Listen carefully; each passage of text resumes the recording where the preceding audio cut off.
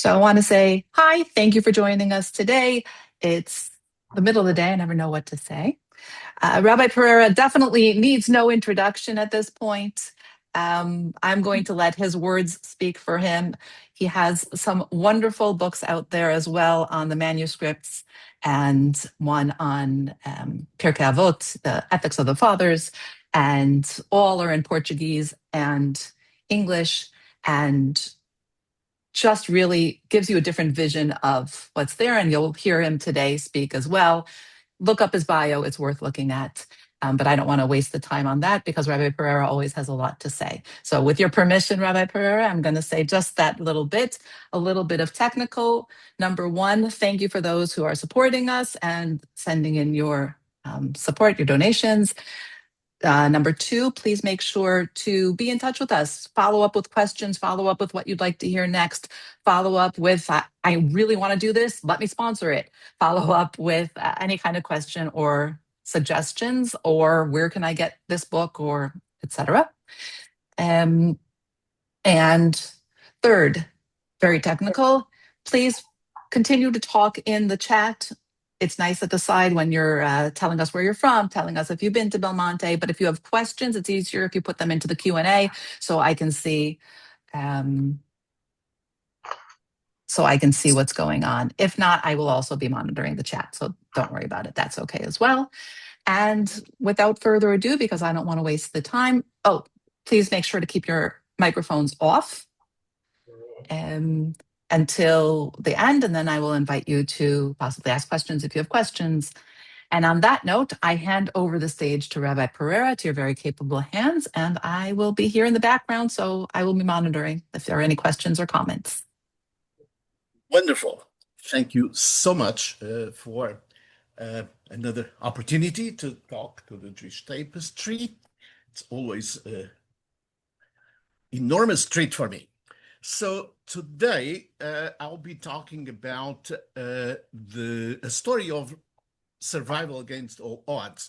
And we have in our history, fortunately or unfortunately, many stories of survival against all odds. But this is one that it's worth talking about. It's worth knowing about even more than many others. To start, I will tell you that if you were to go to a very small town in the northern areas of Portugal, a town by the name of Belmonte, a beautiful mountain, if you were to visit the community today, if you visit the place today, you would find a pretty normal Jewish community, not very large, but pretty normal. And what I want to start by saying is that the fact that you would find a normal Jewish community there, almost in the middle of nowhere, it's truly extraordinary. There is nothing normal about it. And we are going to try to understand why that is the case today. So to tell the story of this survival, I will do this basically in three different acts. I'll start by giving you a little bit of background just to make sure that you understand where everything starts and the historical depth of what we are talking about. Then we will do a little bit of a follow-up in the aftermath of the Iberian expulsions, exactly what happened, in particularly focusing on survival in Portugal, in Spain, but mostly in Portugal. And then we will come to what happened in the beginning of the previous century, in the 1920s, and then even more importantly, what happened in the 1980s that leads to where we are now. So it's going through really the history, but again, giving us the depth of the historical depth of what we are talking about. Now, one thing that's very important to understand is that everything starts, all this process that culminates today with the phenomenon of the Anusim, the Bnei Anusim, with the phenomenon of this return with the phenomenon of the revival and the survival of a community like Belmonte. All of this starts pretty much in 1391. It's important to mention because this is something that's not very well known. But the issues of massive persecutions in the Iberian Peninsula started in 1391, so about 100 years before the expulsion. And this is very relevant because the first big wave of forced conversions happened exactly at that time. Uh, of course, there were much more than that later on, but that's when the phenomenon of converses, or anosim, as you want to call, starts is after 1391, when with these riots that happened throughout Spain, but mind you, not Portugal and not in the northern areas of the Kingdom of Navarra. Uh, these 3 months of riots basically destroyed half of the Jewish community. And what we mean by destroyed half of the Jewish community is that the estimate is that probably there were around 600,000 Jews at the time in Spain, in the part that we would now call Spain. And about half of them were either killed or exiled or converted by force. And in particular, there were about 100,000 that is estimated that were converted by force, although some more forcefully than others. So there is, of course, a whole spectrum of how forced people were to convert, from persuaded to actually forced at the risk of death. The next step, of course, is the expulsion of Spain of 1492. And that expulsion means a lot in terms of the Jewish world, because we are talking about a very large component of the Jewish world that lives in the Iberian Peninsula. And it's not just, it's important to note, it's not just the numbers that are important, it's also qualitatively. It can easily be argued that at that time, the Iberian Peninsula was the core of the Jewish world. It was the center, really, of the Jewish world. And so having a catastrophe like the expulsion of 1492, it's a cosmic event. It's something of a major dimension. Now, specifically from the perspective of this story, what really matters even more is not really how the world population was affected, but specifically that the fact that the Jewish population was expelled from Spain in 1492, that was a paradigm shift in terms of Portuguese Jewry. Portuguese Jewry becomes in an enormous group of people, both qualitatively and quantitatively. And why? Because a very large part of the Spanish refugees, they found it was natural. Spain was just next door, so it was sort of an easy thing to do to go from Spain, being expelled from Spain, going to Portugal. Not to mention the fact that Portugal had a relatively mild, let's put it that way, benevolent.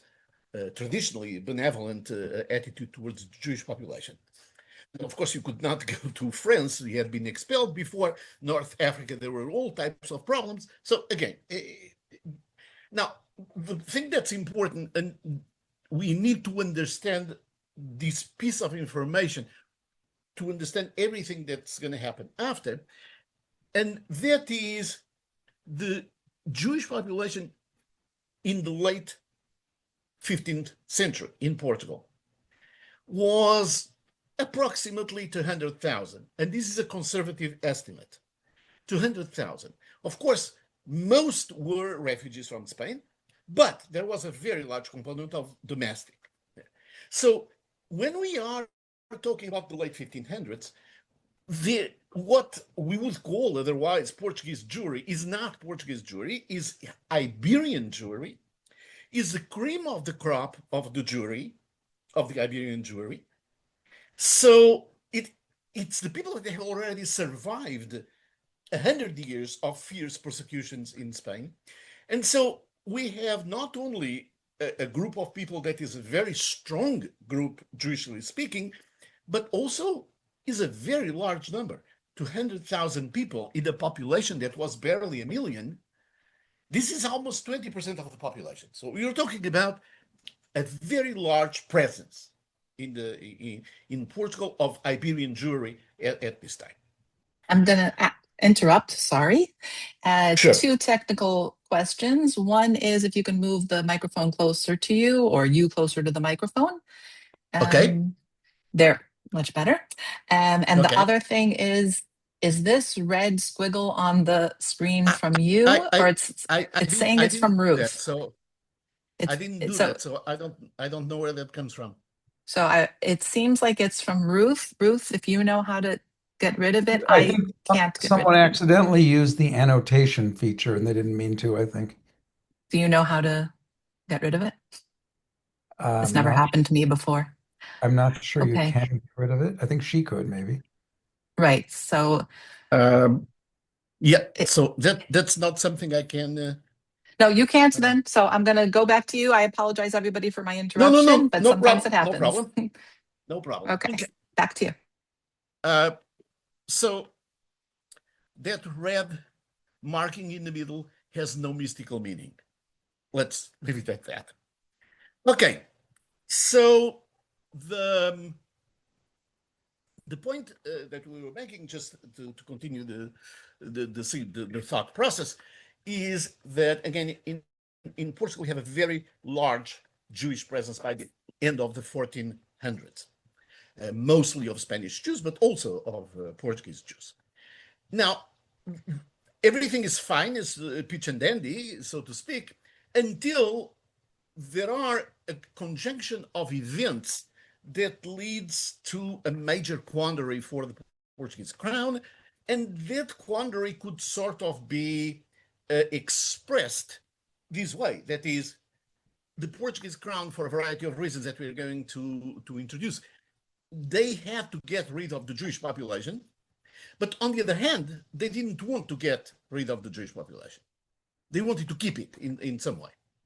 So this is a period in which both Portugal and Spain are engaged in the maritime explorations, um, basically finding all types of commercial routes to Asia, to India in particular.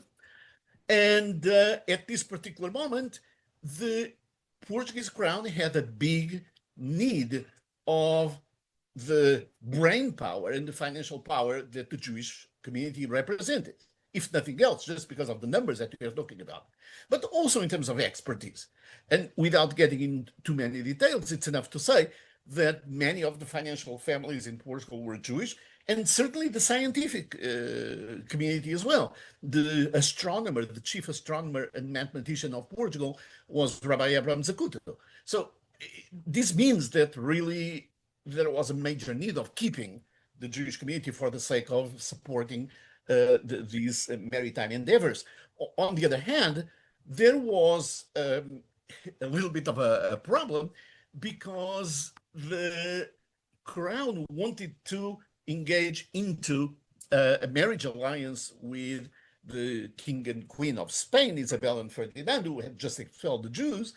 And basically, one of the preconditions to do that was exactly to not have Jews in Portugal anymore. So one of the conditions of this marriage agreement was to get rid of the Jews.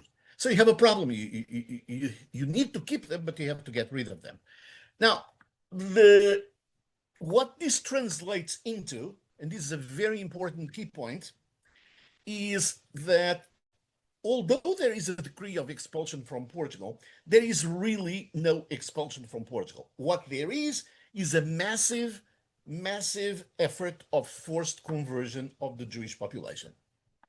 And this is really the source, the historical source of the phenomenon that we see throughout the centuries to this day of the so-called Anusim, the B'nai Anusim, the conversos, the new Christians, whatever you want to call.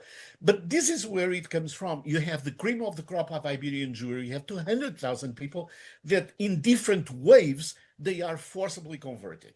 And we are talking about people being converted by force, literally by force. This is not sort of persuasion. This is by force, by kidnapping the children, by forcing the adults to go to the major plazas and accept the baptism. So it was a very big event of mass conversions of thousands and thousands and thousands of very knowledgeable Jews. Why the conversions? Because conversion was a way of getting rid of Judaism and keeping the Jews now as new Christians. So that was the rationale of the whole thing. Now, the other part that is important to understand the phenomenon of the new Christians and the lasting effect of that is that the Portuguese final solution of the Jewish problem has other very unique characteristics. One is what we would call the don't ask, don't tell rule or regulations. The don't ask, don't tell came from the fact that the crown realized that these people that were converted by force, they knew absolutely nothing about Christianity. So expecting them to be good Christians was out of the question. Not even because they didn't want to, which they didn't, but because they didn't know. So through a period of 20 years and then repeatedly, there was this community of new Christians was sort of blessed, so to speak, with legislation that allowed them to lapse to do Jewish things without necessarily being arrested or being harassed. So it was understood that they were not very proficient on this new religion that they didn't choose. And the other thing that is equally consequential is that not only the Jews were not expelled, but when they were transformed into the new Christians, they were actually forbidden to leave the country. They were forbidden to leave the country on penalties of very severe penalties for them and the families. So what you have is a massive group of people trapped into a new identity that they didn't choose. And this is the beginning of everything. Okay? Now, this leads us to the second act, and that is the aftermath of these forced conversions, the expulsions, the persecutions in the Iberian Peninsula, and ultimately the end of organized Jewish life in the Iberian Peninsula. The follow-up is sort of a dual track. On one hand, you have a Sephardic diaspora that, well, we know basically goes all over the world. So the expulsions also reflect a new beginning in terms of Jews that managed to leave. Initially, most Jewish refugees went to Italy, to the Ottoman Empire. After a while, especially when you start thinking about the late 16th century, Holland and England were starting to be very welcoming places.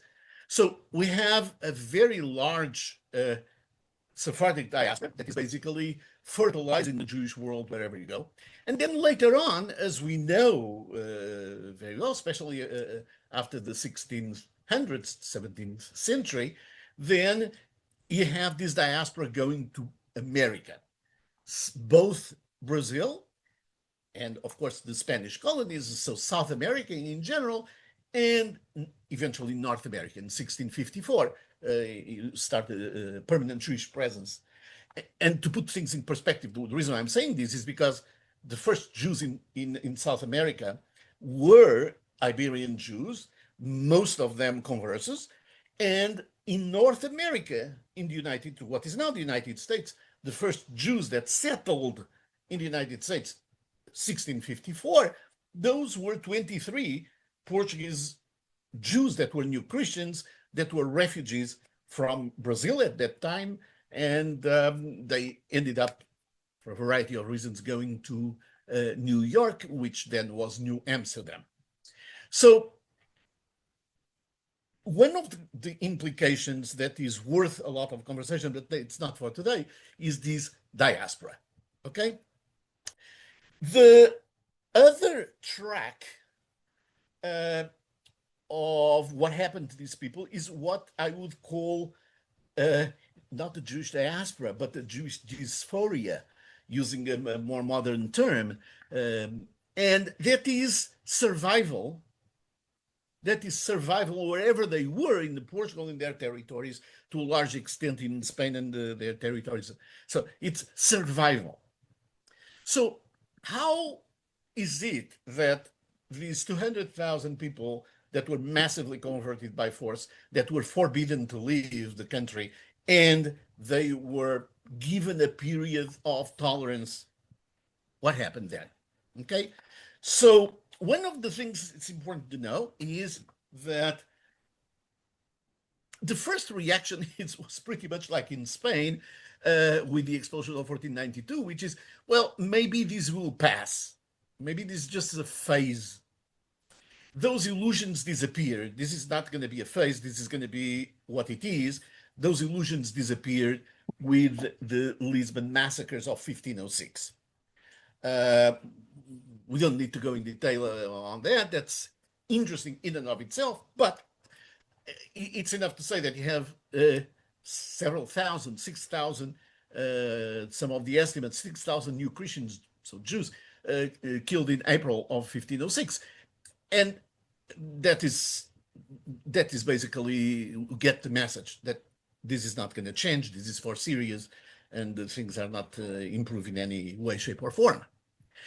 There is also an enormous amount of legislation that is being enacted, not only to make sure that people don't leave the country, the new Christians, but also to sort of extend in different ways these don't ask, don't tell rules, under the idea that, again, there is only so much that we can expect them to know, okay?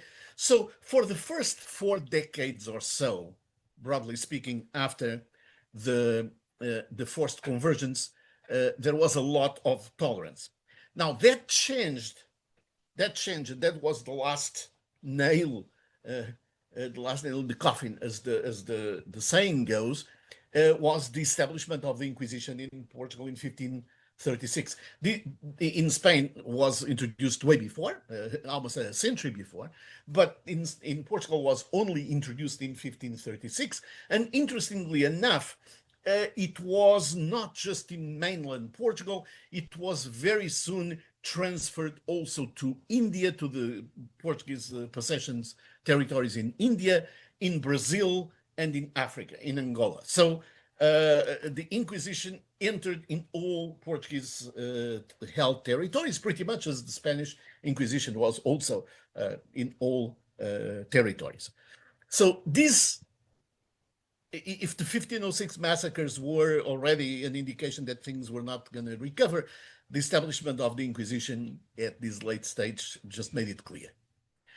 So this means that at this point, and throughout all these stages, the only option that people had, the Jews had, the only option that they had is to keep in some way in secret whatever it was able to do. So there are things that disappeared immediately. Okay, there is no way you're going to give Hebrew names to the kids. There's no way you're going to have circumcision of the boys, right? Because those are very visible things. The public observance of Shabbat and holidays and dietary laws and so forth, it's out of the question. All those open things are out of the question. However, there's a lot that is being kept in secret, kept around the house. And as time goes by, you can understand that what is being kept is getting to be more and more distorted in terms of what Judaism, mainstream Judaism is. So what we have is something that has roots in Judaism, but that is progressively distorting the normal Jewish practices just as a normal consequence of the circumstances. You're trying to do something in secret. So, of course, there is no Hebrew that we could think about. So, again, but let's make no mistake. The fact that everything was in secret and the fact that it was in a growingly distorted manner doesn't mean that it was not very strong. And it was very strong. So there were a very large number of people that throughout times continued doing something or identifying in some way, or at least having the recollection. And we see that because those people, when they had the opportunity to live throughout the 1500s, the 1600s, even the first half of the 1700s, so you're talking about 150 years after, they were still living. You still have thousands at that time. For example, the early 1700s, you have thousands of new Christians, of Jews, fleeing Portugal to London in a very specific circumstance that, again, it's fabulous. Maybe one day we'll talk about those specific episodes. So, yes, in secret, but that doesn't mean that it was not very strong. Now, one of the footnotes here that probably it's already somewhat apparent or why that is the case is why this large-scale Judaism is much more a phenomenon in Portuguese territories than in Spanish territories. Doesn't mean that doesn't exist in Spain, but it's more pronounced in Portuguese territories. Well, it's because what happened in Portugal is already happening to Spanish Jewry as well. So it's happening to everybody. This is Iberian Jewry, and that is now in Portugal. It's not just Portuguese Jewry, it's Iberian Jewry, and there are these specificities of massive forced conversion, the being forbidden to leave the country, and these don't ask, don't tell adjustment periods. All of these were unique characteristics of how the final solution of the Iberian problem, Jewish problem in Portugal, was undertaken. Okay, so when we fast forward a little bit, when we get to the 1700s, by the middle 1700s, the official or the sense among the Portuguese authorities is that the Jewish problem had been solved, meaning Jews either had been already completely integrated in the rest of the society, so they were now bona fide Christians, or they left. And if they left, okay, so there is no...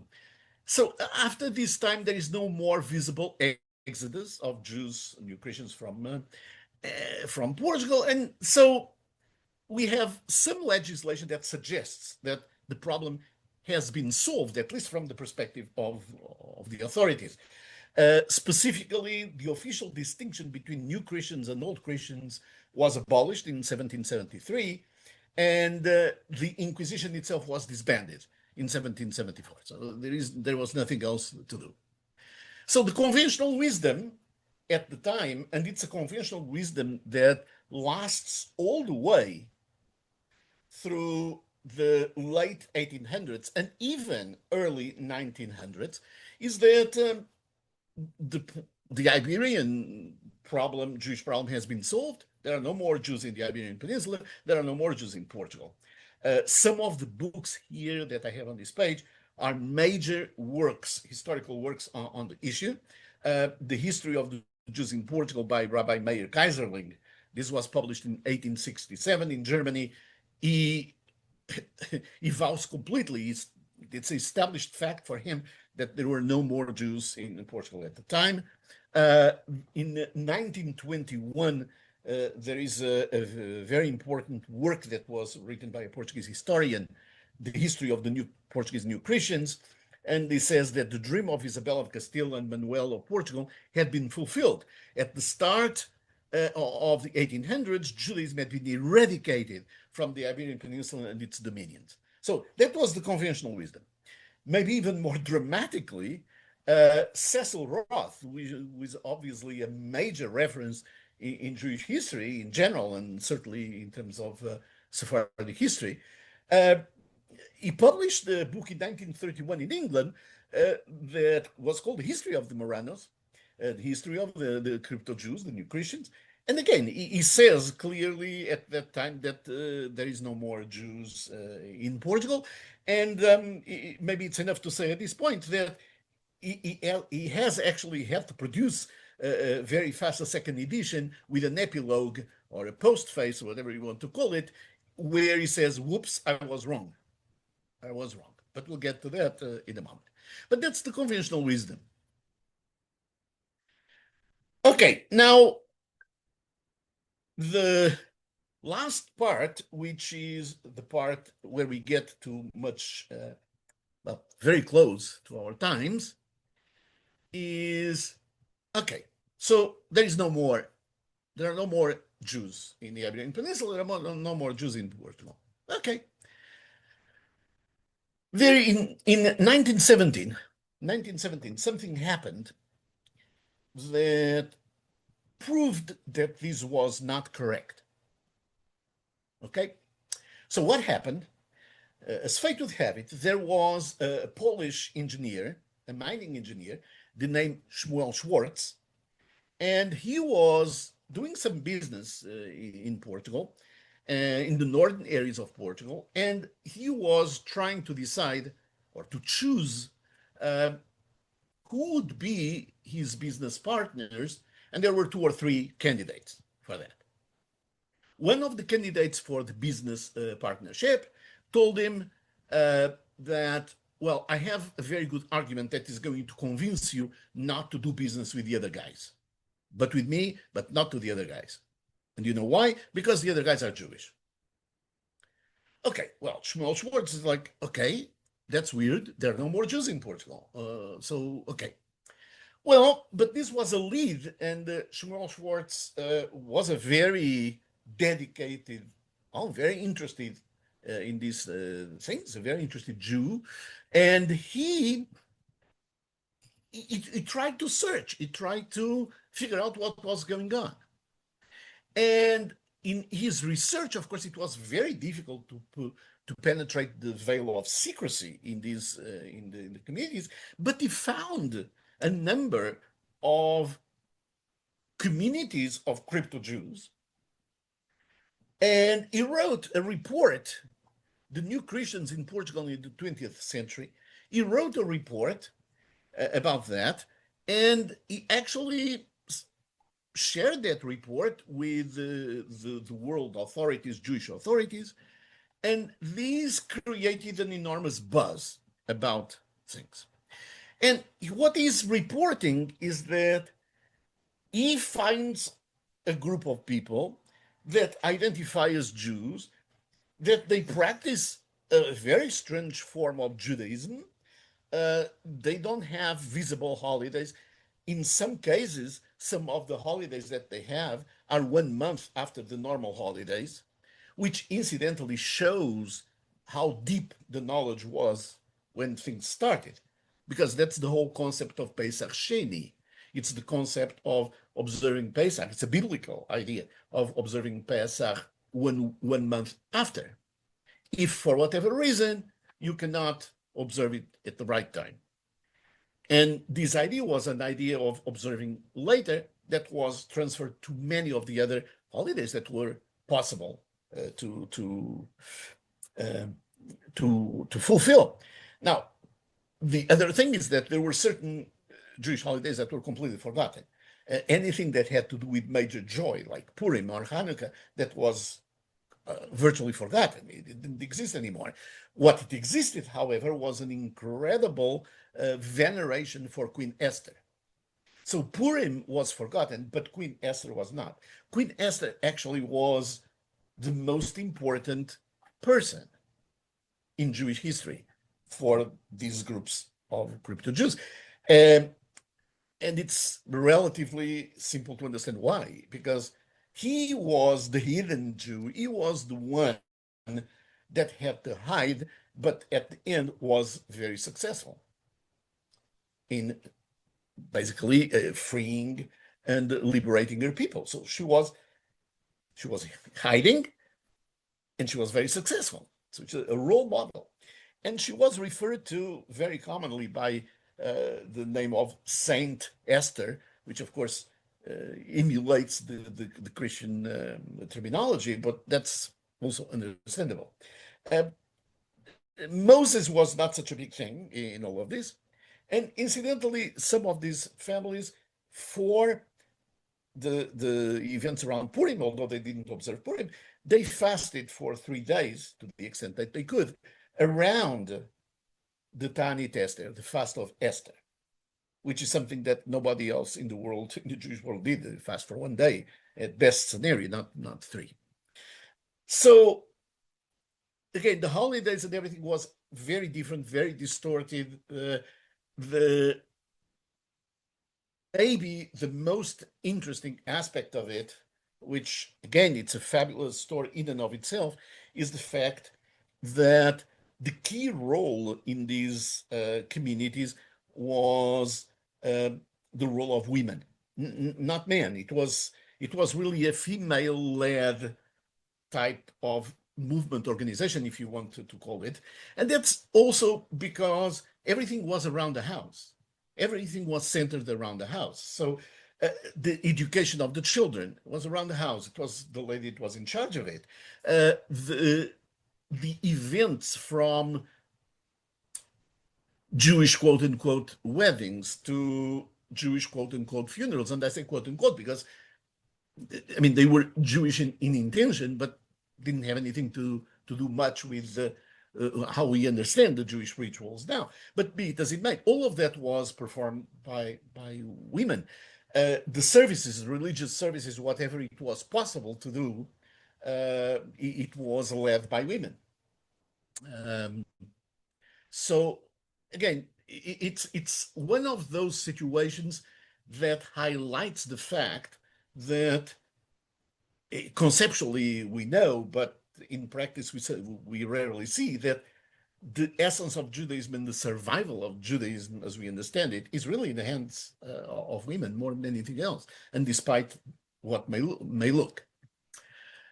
Okay, so the excitement of all these findings by Shmuel Schwartz leads to the formation of a committee in London to help the communities.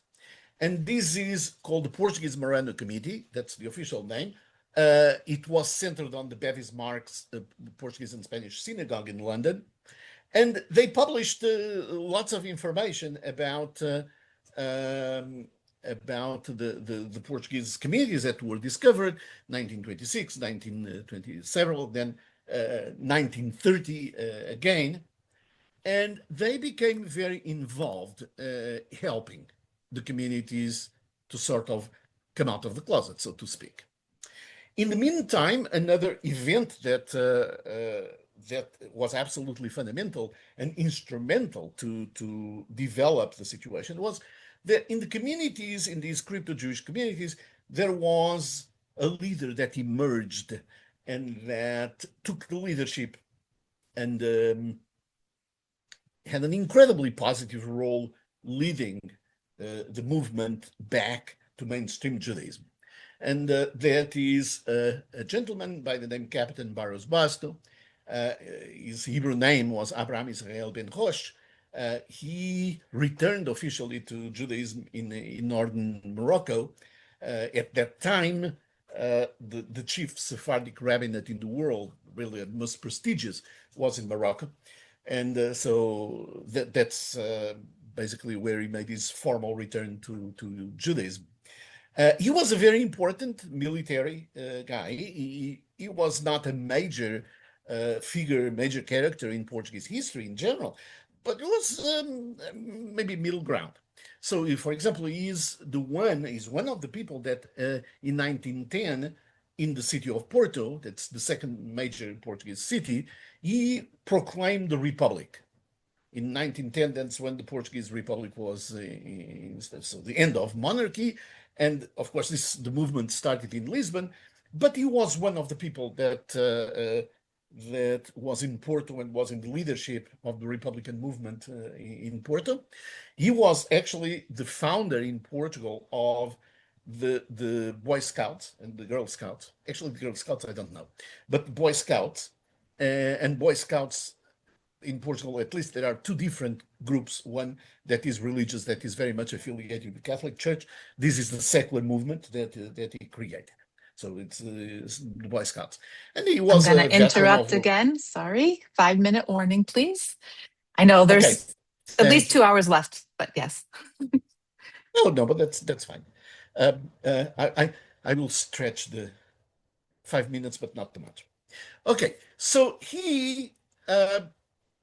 it's enough to say that he's referred to now in a very loving manner as the apostle of the Marranos, because he was, again, what he did, you're going to see, because I'm going to tell you a little bit of what he did that was absolutely out of this world to foster the community. So he started what he called the work of redemption, the obra de resgate.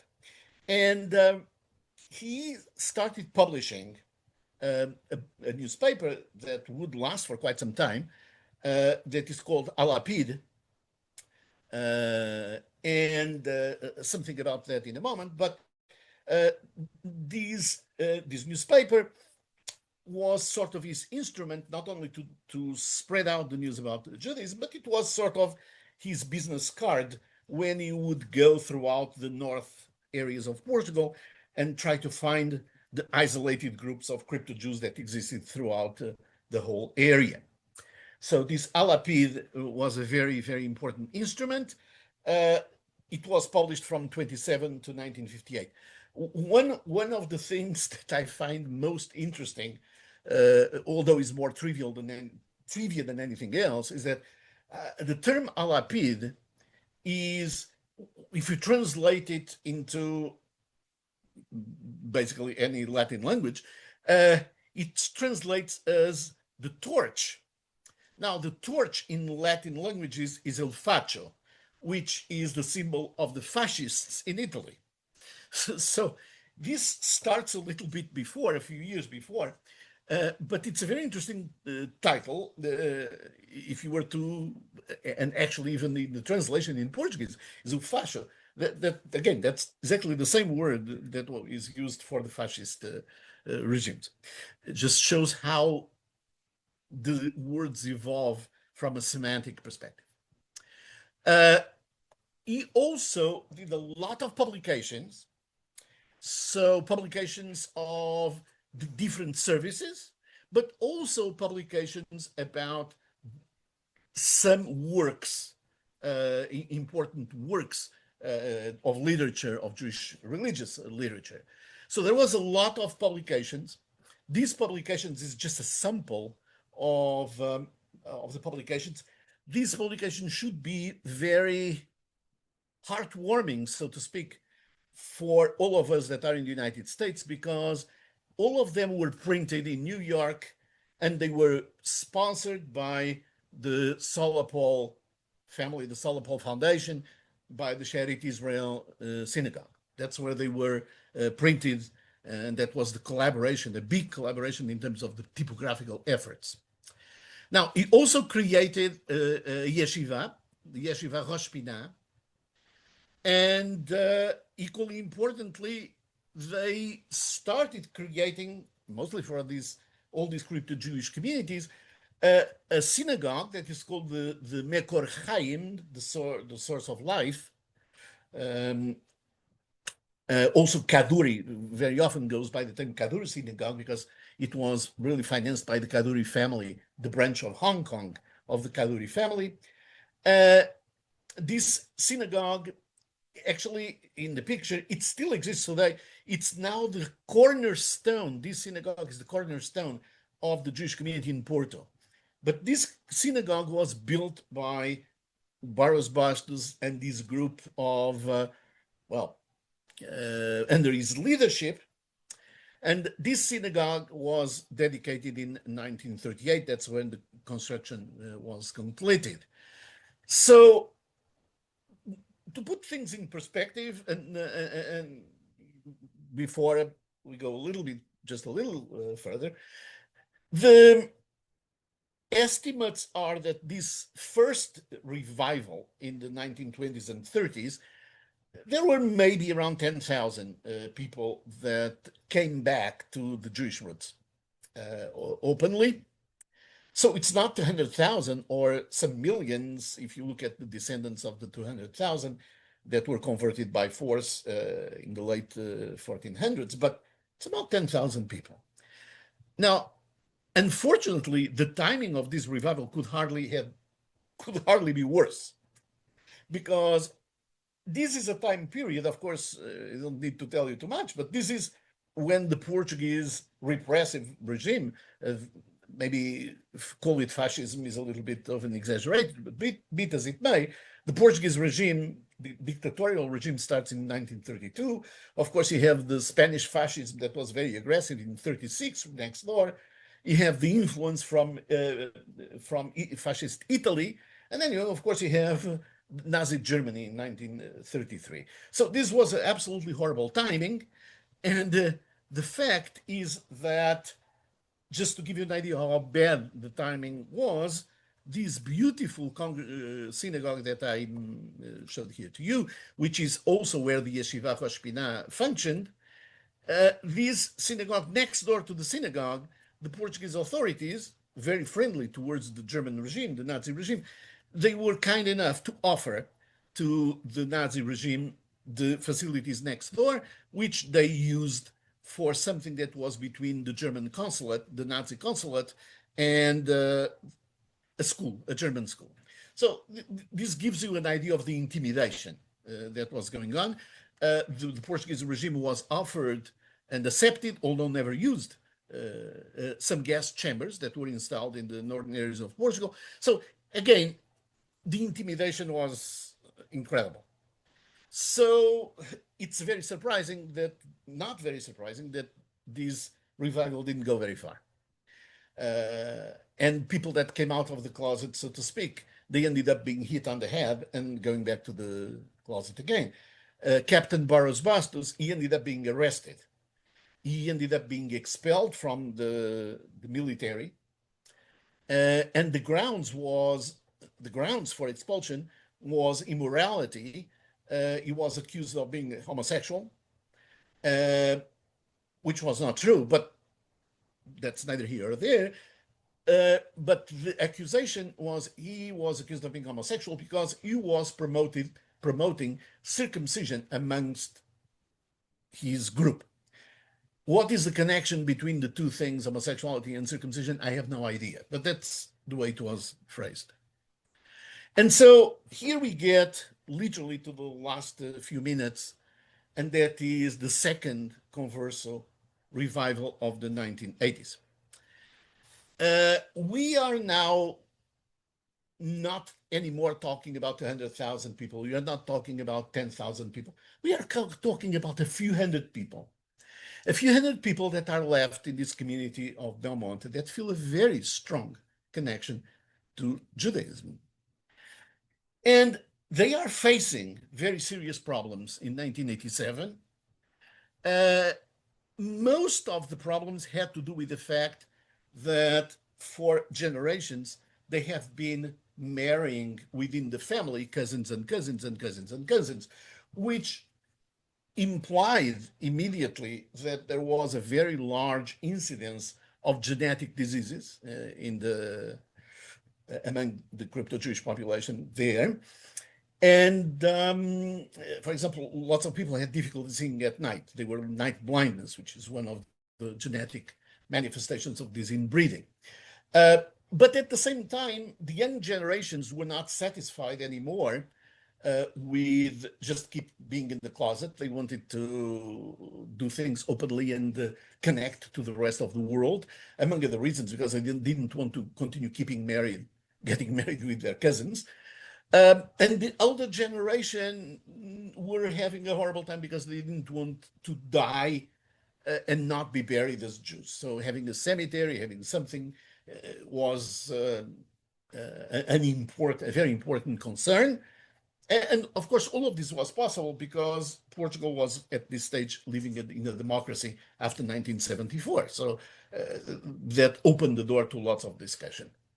The state of Israel was absolutely idolized, and that's not surprising because, of course, its power, it's Jewish power, and when you are powerless, you have a great sympathy for that. So in 1987, there are some visits. That's the first time that I and a group of people visited. And these pictures here, aside from being testimonies to that, also are testimonies to the fact that I, at some point, was young, and I, at some point, was not overweight, relatively elegant. So they are important pictures, if nothing else, because of that. But on a serious vein, these are people, the people in this group that are still alive, thank God.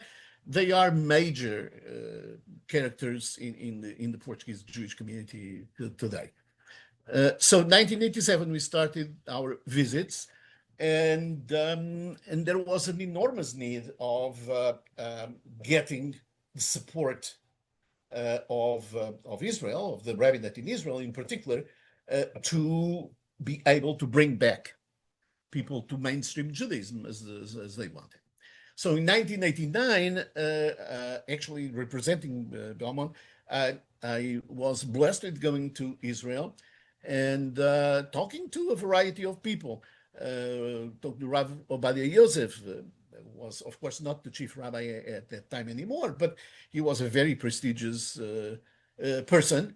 And I'm happy to say that my problem talking to him was not as much that I couldn't understand what he was saying in Hebrew, is that I couldn't hear what he said.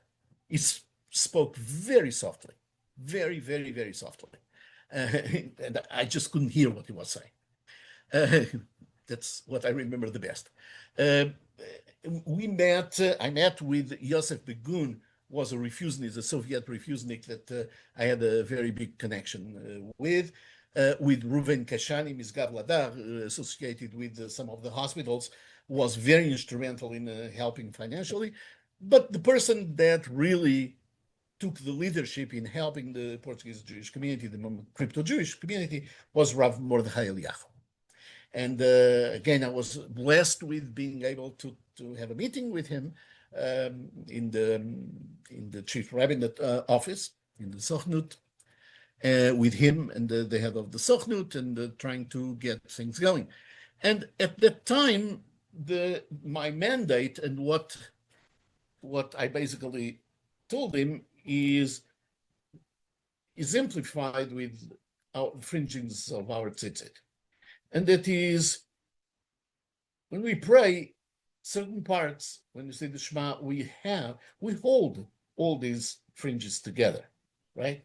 All the fringes, because it's representing the unity of the Jewish people of the Arba Kanfot Haaretz, the four corners of the world. So we hold these fringes. And our feeling in Belmonte is that we are like this fringe light here that is left out of the group, left out of the gathering. Is this fringe that was left out. This is Belmonte, and we want to go back. And Rav Mordechai Eliyahu sent an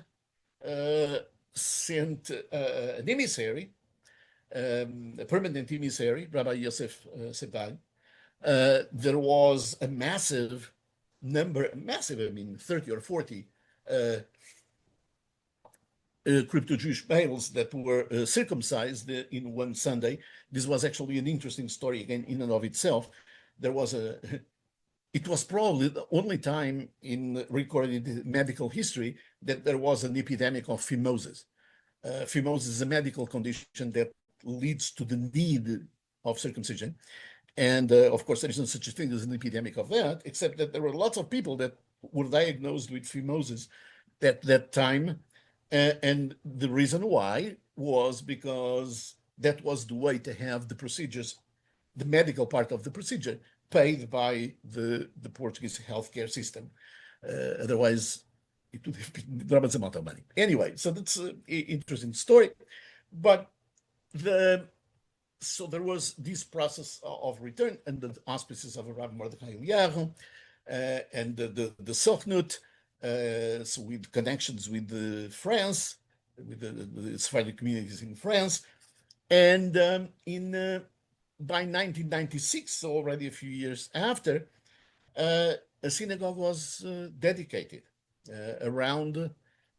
This is basically celebrating observing exactly 500 years to the day. Approximately, we don't know exactly the day. If it's December 4 or 5 or 6, the decree of expulsion, but it's around those days. So it's 500 years after that the synagogue was dedicated to Beth Eliyahu synagogue that still exists today. You can visit. So this brings us full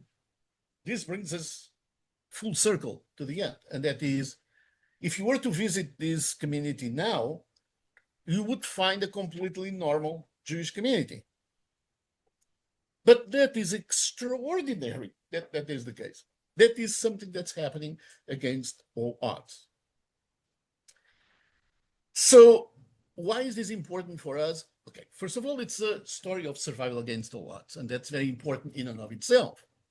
But for me, it tells me something a little bit more, and that is the example of people that were willing to fight for their Judaism when it was difficult to.